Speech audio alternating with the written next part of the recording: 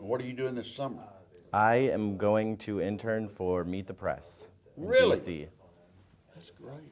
I'm very excited, so it'll be You'll fun do as well. soon as I find an apartment. Sir. Okay. Okay. We need to hurry. I got a 4:15 appointment. Okay. This last part is pretty short, so we're pretty good. Y'all ready? We spoke with your wife, Susie Hance, a little bit. How has she helped you through these past 8 years? How has she been a support to you?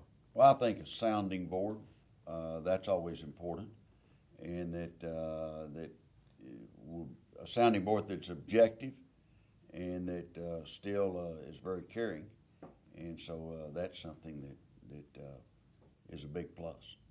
She told us a little bit about some of the things that no one ever really hears about when you go to the hospital to see a student and other things like that. Can you tell us a few of those things, and why is that important to you to go and meet with them, or whatever it is that you do behind the scenes that no one really hears about? I think it's important for them to know that I care. If I'm the chancellor, the CEO, I want them to know I care. Every time we lose a student, passes away, dies, I call the parents without exception. That's a tough thing to do. And if we have somebody that's severely injured, I'll go see them in the hospital. I've sat with the parents. I've prayed with the parents. And I've been with parents when they made the decision to turn off life support. Boy, it's tough. But at Texas Tech, you're not a number. You're a person. And there was a quote in the book about LBJ. And he said, in rural Texas, people know when you're sick and they care when you die. And, that's Texas Tech. We're 34,000 people, but that's fine. We still care. And I think it's important that you do those things.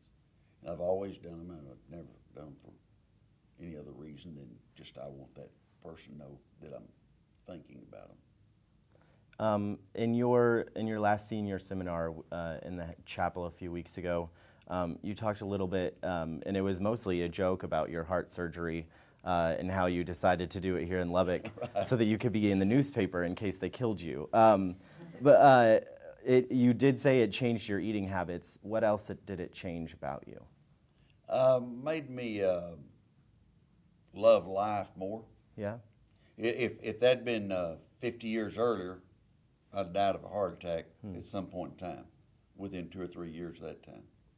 So, I was 56, and I had 6 bypasses, and it was it's scary. Yeah. When you come to, and they cracked your chest, they pulled it back, take your heart out, work on it, and put it back in and sew you up, I just went, just give me another chance. I won't eat the chili cheeseburger with bacon. I always liked a chili cheeseburger, and I'd say, and add a little bacon to it. I have not had one since then. And I probably had less than 5 cheese enchiladas since then.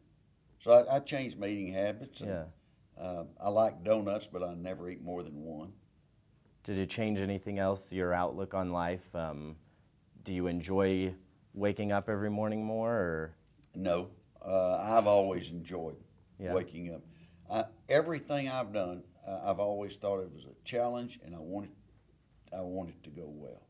And I'm always sad to see it end, but I'm ready for the next adventure. We hear stories that you work hard. Sometimes we've wondered if maybe Randy Sanders hurt his foot maybe for another reason that he's not really telling us about. That was just a joke. But are they true? And the 2 a.m. emails and whatnot, where did you learn that drive and the work ethic? Well, I don't do 2 a.m. I work every night till 12:30. So you can get emails up to 12:30. And then I get up at 4:30. So from 12:30 to 4:30, it's highly unusual for me to send you an email. But after 4:30, I'm on, and then I will work until 6, 5:30 or 6, and I'll take a nap for 30 minutes to 45, maybe an hour. Where did you come up with deciding to take a nap instead of just waking up 30 minutes later? I've always wondered that. You know, it happened after I had the heart surgery. And I'd wake up and I started watching what I was eating. So I'd wake up hungry. And I would just lay there and I never would go back to sleep. So one night I got up and ate an apple. And after I ate the apple, I went back to bed and boom, went back to sleep quickly. And it worked, so I did it again, and it's been almost a little over 15 years. Where did you learn your work ethic from? Is that from your parents, or is that just something that you've always had within you? I think a little of both. You know, I just don't like to see people that are slow working, and they just. I saw somebody one time walking across campus as a student, and I told one of the students that was working for me, that was with me, I said, if they ever hang me, get that guy to go get the rope, because he was just barely walking. And you know, that'd give me an extra time to live. You know, I want the slow guy to go get the rope. I don't want the fast guy to go get the rope. What do you want people to remember about you as the chancellor that makes you different from anyone, from the two men that have held it before you and the many people that will hold it after you? What do you want to be differently remembered as? I went to Texas Tech. I love Texas Tech, and I work hard to make sure that it's a better school each and every day. I raised money for Tech, and we changed what Texas Tech was over a period of 7 years and what it is as it moves forward. If I had known you better, is there a question I should have asked? No, I think you ask all the right questions. I think that, you know, one area you didn't hit on, but you didn't have time, as a member of Congress, you know, what about Texas Tech, and were you still proud of being? And the thing I tell you that, every member of Congress that I knew where I went to school. I was proud of it.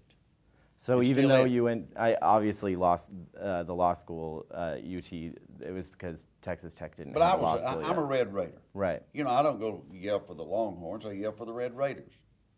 And if the Longhorns are playing somebody else that I don't care for, well, I can yell for the Longhorns.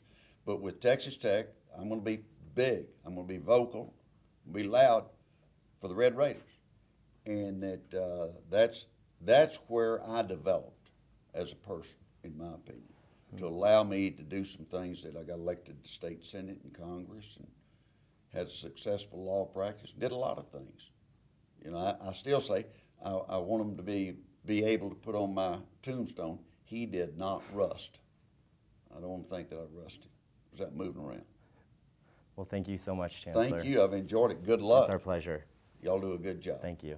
Can we get you to sign? We're going to give this to my dad and as a gift, but could you sign this stole just as a personal thing? I don't have, you've got I've got it all set up. You got it all worry. set up. I've anticipated And this everything. is your dad's? Yeah, I bought an extra one, so I'm just going to give it to him. And yeah.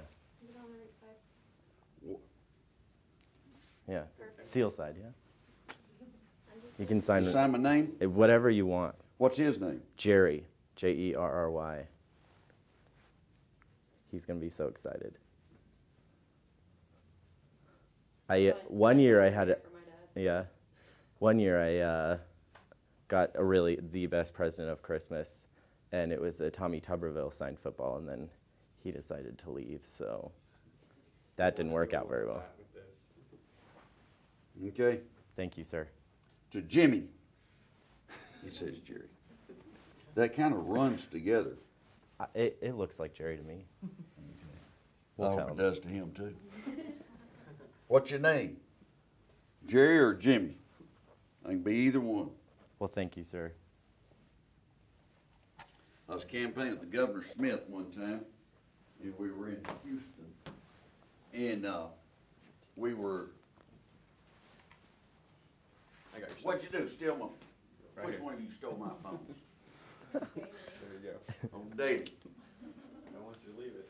And I was with Governor Smith, and we go in this place, and you know, he was a great politician. I mean, he'd go, good to see you, good to see you, how you doing, good to see you, we appreciate your vote, we want you to help us out. You know, he's going on. Kissing the And babies. so, anyway, he grabs this guy and said, we want your vote this year.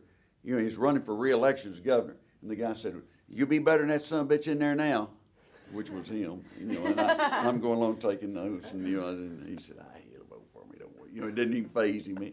He was focused on the end result, winning that election. But the guy said that, you know, I didn't know what to say. See Thank you. Y'all take care. Thank you Bye-bye. so much.